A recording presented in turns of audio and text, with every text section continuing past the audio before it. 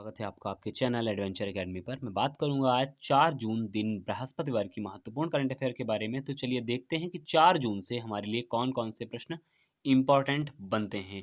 तो मैं बात करूंगा पहले प्रश्न से कि भारत सरकार ने डेयरी किसानों की मदद के लिए किसान क्रेडिट कार्ड अभियान प्रारंभ कर दिया है। मैं बता दूं आपको, जो डेयरी किसानों के काम धंधे पटरी पर नहीं थे वर्तमान में कोविड-19 के कारण, उन्हें बाकायदा दोबारा से पुनर्जीवित किया जा सके, इसीलिए भारत सरकार ने डेयरी किसानों के लिए किसान क्रेडिट कार्ड अभियान लॉन्च कर दिया है। मैं बता दूं आपको कि केसीसी प्लान यानी कि किसान क्रेडिट कार्ड प्लान का खासी पुरानी व्यवस्था है, लेकिन ये डेयरी किसानों के लिए व्यवस्था नहीं थी। लेकिन अब क्या होगा, डेयरी किसानों को भी इसके लिए शामिल किया जाएगा और इसके तहत लगभग 1.5 करोड़ किसानों को इसका लाभ दिया जाएगा। यानी कि 1.5 करोड़ किसानों को किसान क्रेडिट कार्ड अभियान के तहत सीधा लाभ दिया जाएगा, जो कि जुड़े होंगे किससे?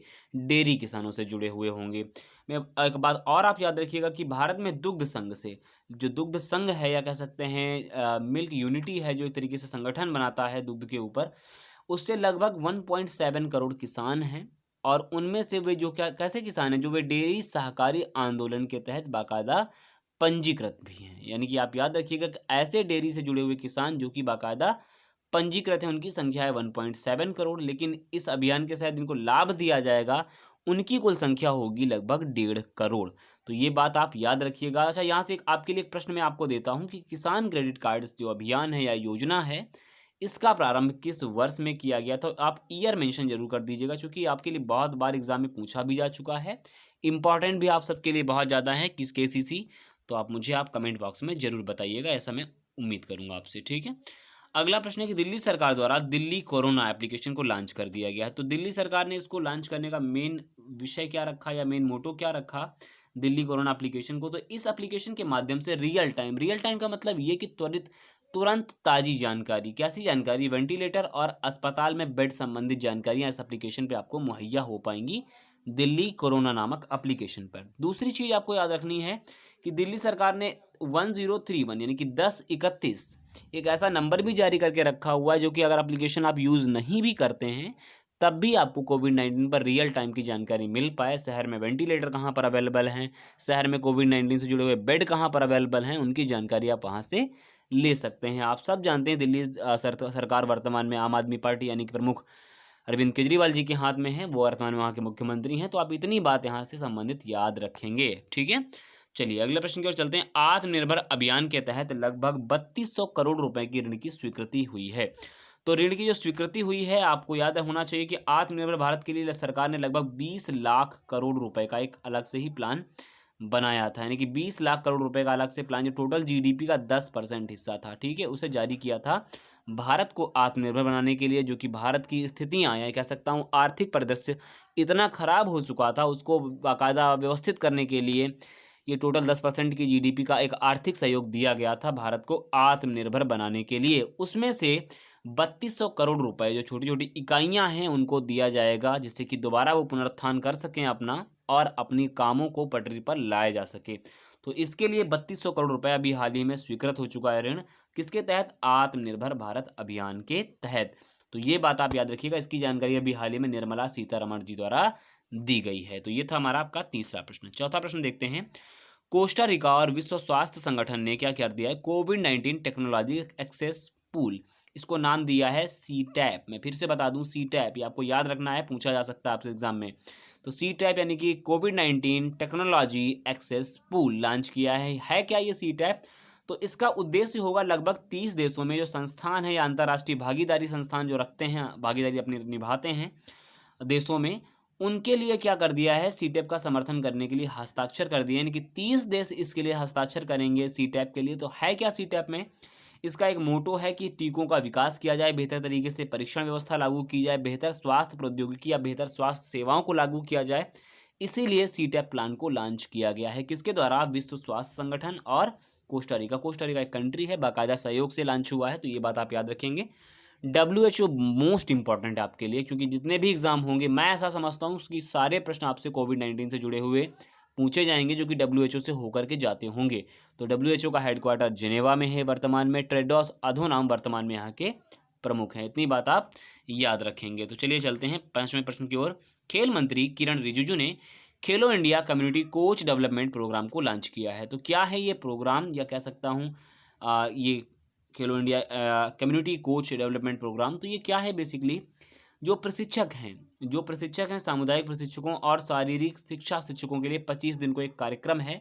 25 दिनों का इस कार्यक्रम में हिस्सा लेने के बाद किस तरीके से बेहतर व्यवस्था की जा सके। क्या है कि आज के दौर में शारीरिक कह सकते हैं सुरक्षा, या कहूँ मैं बात की शारीरिक दक्षता संबंधित मसलों को लेकर के आज सरकार बहुत सजग है, और इसीलिए 25 दिन के लिए कार्यक्रम प्लान किया, कह सकते हैं ट्रेनिंग प्लान को लॉन्च किया है। उसे नाम दिया है Khelo India community coach development programme. इसे बल दिया जाएगा स्कूलों में बेहतर तरीके से कि किस तरीके से खेल संबंधित विषयों के ऊपर ध्यान दिया जाए, शारीरिक स्वच्छता के ऊपर, शारीरिक दक्षता के ऊपर किस तरह ध्यान दिया जाए। इसीलिए खेल मंत्री किरण रिजिजू द्वारा इसे लॉन्च किया गया है।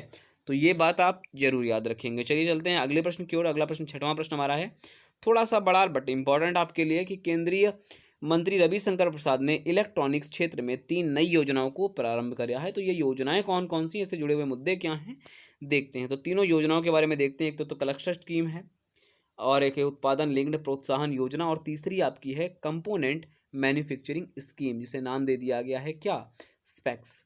तो चलिए एक एक को देखते हैं। उत्पादन लिंक्ड प्रोत्साहन योजना को देखें तो यह भारत में निर्मित माल को, या अगर भारत में आप निर्मित माल बनाते हैं अपना, तो 4 से 6% की प्रोत्साहन राशि आपको प्रदान करेगी। यानी कि अगर आपका 100 रुपये कॉस्ट का खर्चा आ रहा है, तो इस योजना से 4 से 6% सरकार खुद आपको देगी उत्पादन लिंक्ड प्रोत्साहन योजना के तहत, बशर्ते जो भारत में ही निर्मित माल होना चाहिए। दूसरा है स्पेक्स, मैंने बताया scheme for promoting of manufacturing of electronics component and semiconductors, इसका फुल फॉर्म है। तो स्पेक्स की बात मैं करूं तो पूंजीगत व्यय पर 25% की प्रोत्साहन राशि मिलेगी। किसके ऊपर, इलेक्ट्रॉनिक आइटम जो तैयार करेंगे मेक इन इंडिया प्रोजेक्ट के तहत, यानी कि भारत में ही बने होने चाहिए।